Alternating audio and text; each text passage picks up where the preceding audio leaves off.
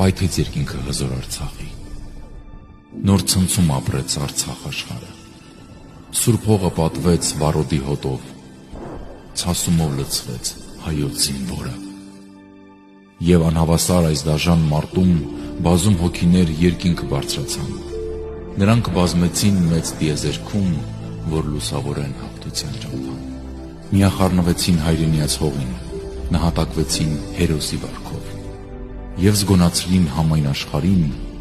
արդ հայրենիքը փրկում են կյանքով։ Ծնկենք գալիս մենք նրանց առաջ և խոնարհվում ենք համբուրում հողը, պատրաստ ենք գնալ մահվան ընդառաջ, որ հպարտ ապրի նրա ծնողը։ Դուք չեք մահացել,